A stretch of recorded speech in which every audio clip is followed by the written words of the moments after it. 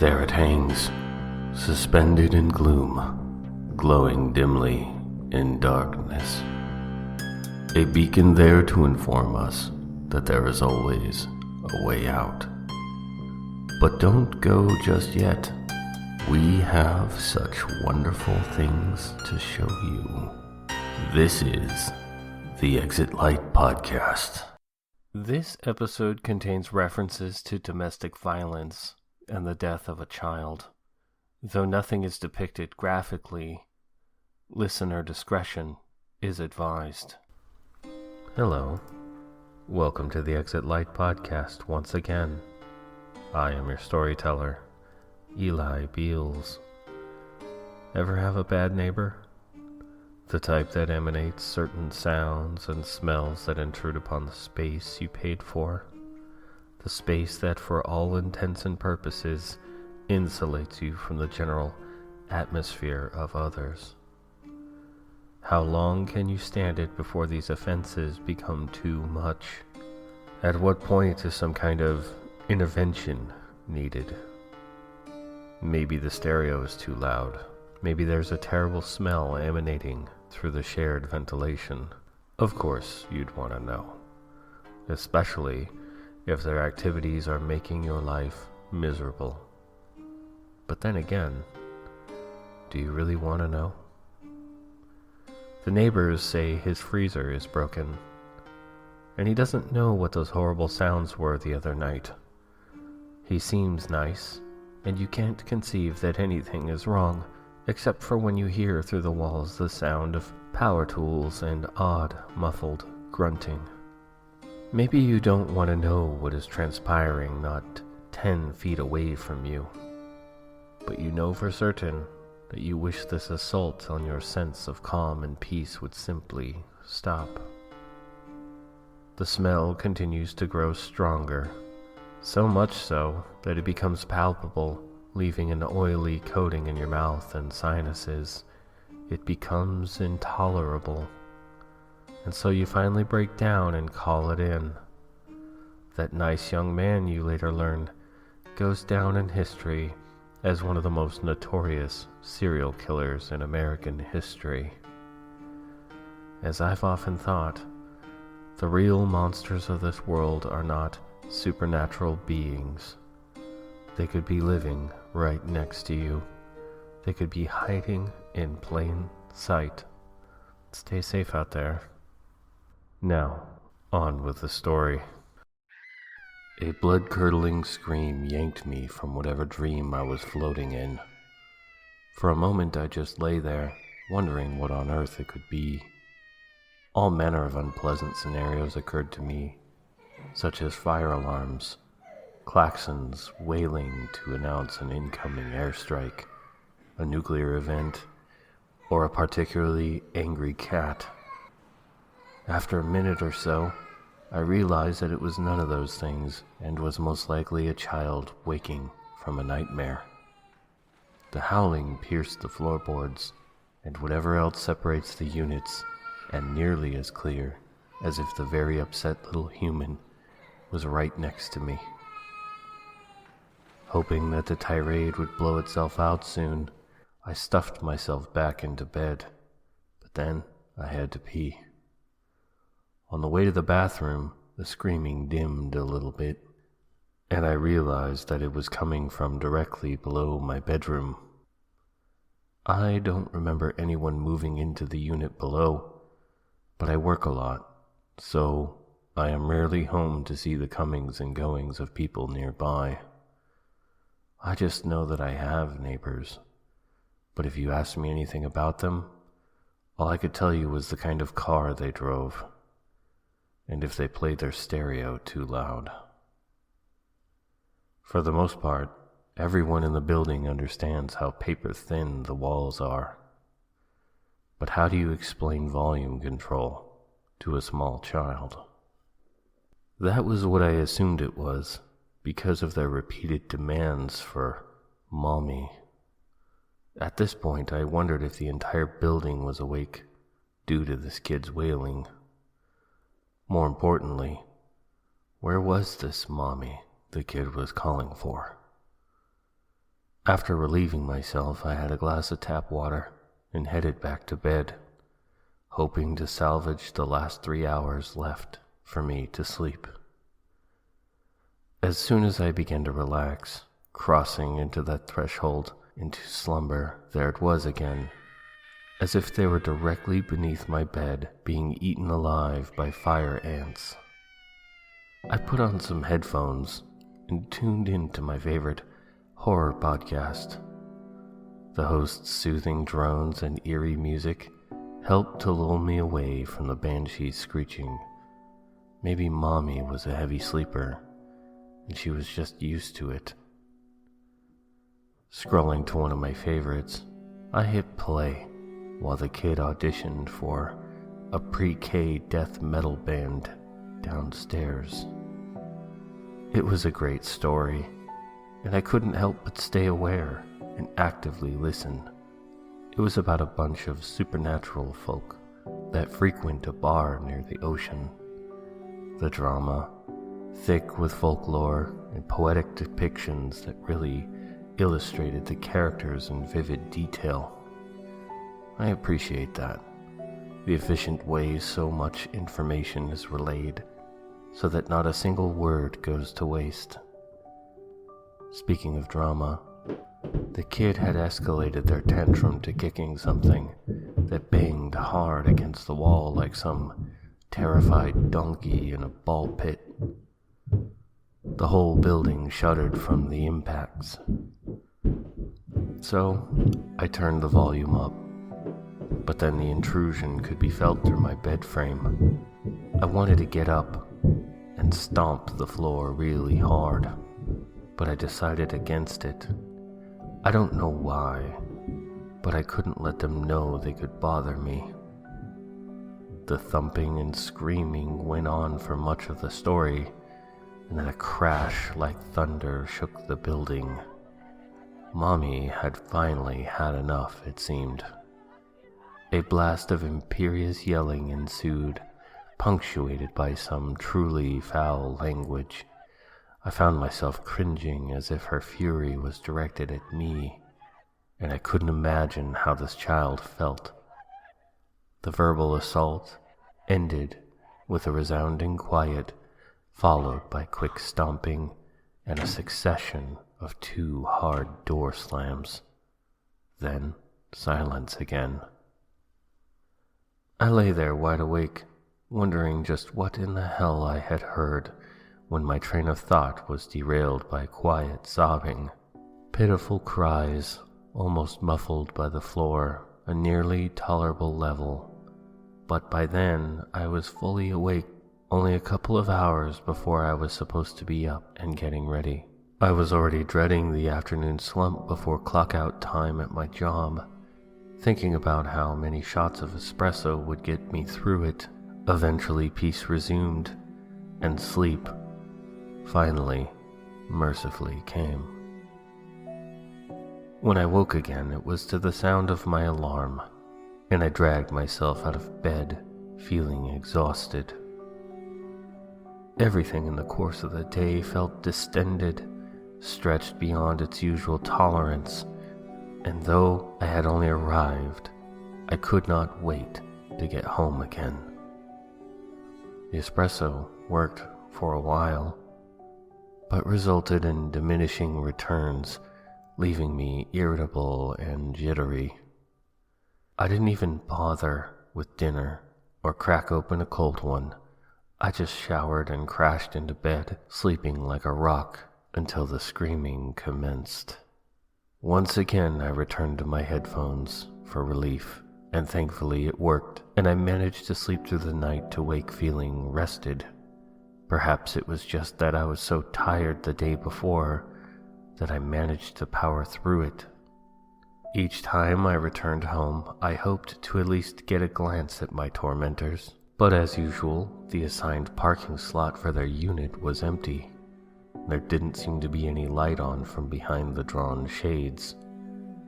Shrugging, I headed up and encountered my next-door neighbor in the hallway. "Hey there," I said in a way that made him stop, and in a lower tone I asked, "Do they wake you up at night? I pointed down and to the right. No. Well, my girlfriend is a loud sleeper, so I use a white noise generator. It works great. Huh. Guess I will have to get one of those. Thanks. Have a good one. You too, he said while continuing down the stairs. While my dinner carouseled in the microwave, I put in an order to be delivered as soon as possible. The headphones went on as a new part of my bedtime routine, but they forced me to sleep on my back, which was something I was not accustomed to. That new gadget could not come soon enough, I thought, as I settled into the dark mindscape of the show. A loud crash and subsequent howl issued forth from below, and I jolted awake for another night of unpleasantness. Cursing into my pillow, I reached for my phone, tapped my way to the podcast app, and set the volume to louder than whatever was going on down there, and tried to recapture my bliss. However, that night there seemed to be extra power in the outbursts. My apartment unit practically rumbled with the noise, and all I could do was lie there fuming. Another voice added to the din. It was a rage-filled litany of curses and thunderous stomps, slams of various things. I was starting to think that this might be the moment where an intervention of the official kind was called for. Audible violence projecting loud and clear through the floorboards, and I became convinced that she was harming the child. Reaching for my phone again to pause the podcast, and then access the dial pad. Pain-filled cries and a rhythmic thumping ensued. Then the shrill screech of the child was abruptly silenced. My heart lurched as I could only guess what had just happened. I waited with my thumb tense and hovering over the call button, hoping for anything to stop me. Mommy seemed to have realized something and began to sob in grief-laden peals. I think I had just witnessed a murder when I unraveled what she was saying. You made me. You made me. Over and over. With shaking fingers, I pressed call, thinking that perhaps I was already too late. She killed her kid, I thought in horror. What kind of person does that? 911, what's your emergency? An official voice asked plainly over the line. It's my downstairs neighbor. I think that, or rather, I know she has been assaulting her child. Assaulting, you say? Can you see them? Well, no. But I can hear them quite clearly. Please, can you send someone out here? They might be badly hurt, or worse. Okay, just let me confirm the address I have for you on my system. I relayed the details as instructed, and 5 minutes later, the flashing red and blues arrived. It was as quiet as a graveyard in the apartment below. Authoritative knocking rumbled up through the building, the kind only reserved for cops. Went unanswered for a while, before they had the apartment manager out to unlock the door. Why aren't they in a bigger hurry? Just kick it down like in the shows, I screamed inwardly. Their voices and radios were an unintelligible garble, but I sensed something was not right with all of that. So I jumped into some sweatpants, my old college tee, some sneakers, and headed right down. Their flashlights turned on me, causing me to stand there with my hand over my eyes and reflex. I live upstairs, I said, stating the obvious, like they didn't just see me come down. An officer approached, yet did not lower the blinding ray of authority. You the one that called? Her voice was terse, and kind of pissed off, I thought.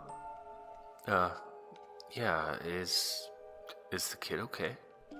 I said, utterly confused. Come here. She dropped the light and guided me to the open door of the downstairs unit. My approach revealed a little more of the interior with each step, and then I began to realize that either this family was extremely minimalist or... "It's completely empty, sir. There's no one here. Manager says it's been vacant for the last several months, and thought maybe it was squatters, you heard." No, I heard them." My gaze slid from bare walls to unfurnished empty rooms, and I couldn't believe what I was not seeing. Cognitive dissonance split my reality in two as I recalled the past week of nightly disruptions. The cops went about their business and took note of my distress, and thankfully did not haul me in for wasting their time. The apartment manager shuffled over to me in her bathrobe and slippers. She had a long, skinny cigarette poking out from her permanent scowl.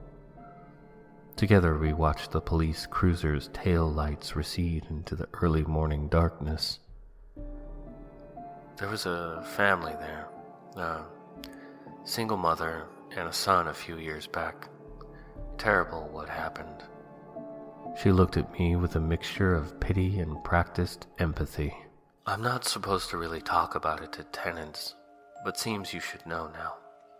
Only right, I think," she said behind a plume of smoke.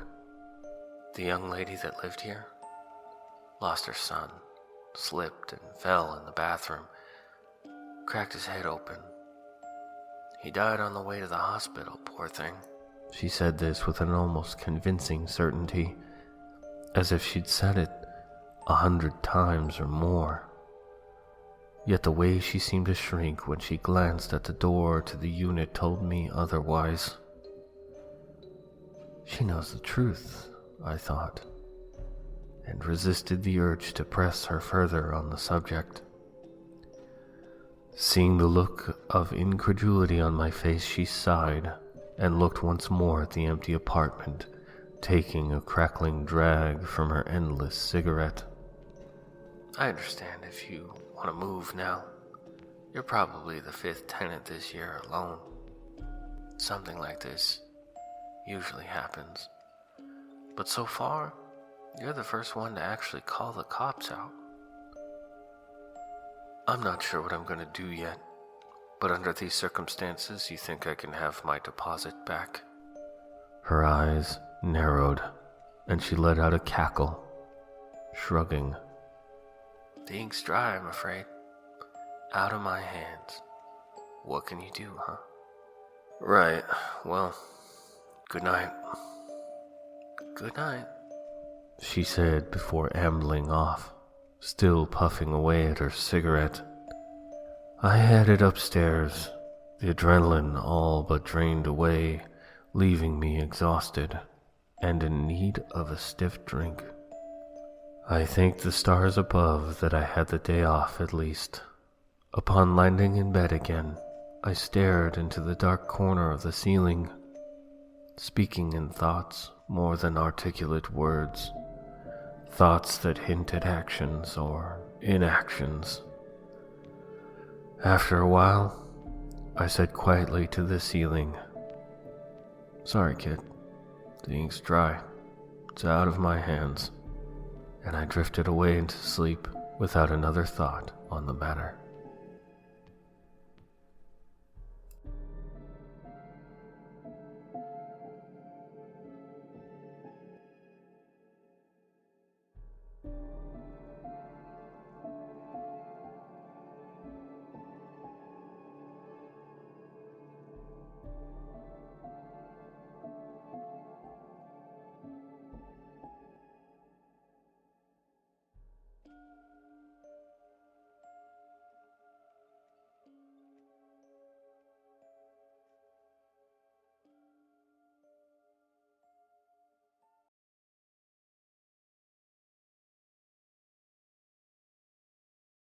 I just want to thank my former downstairs neighbors that inspired this story.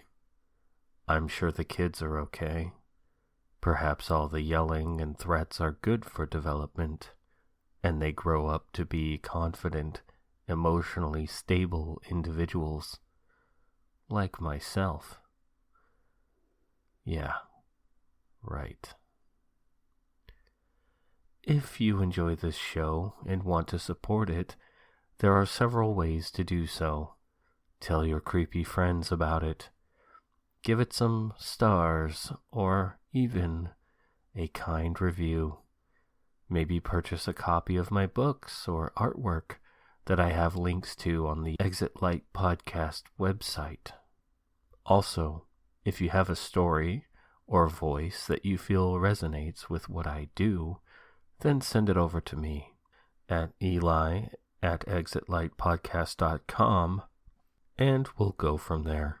Thank you so much for listening. Good night.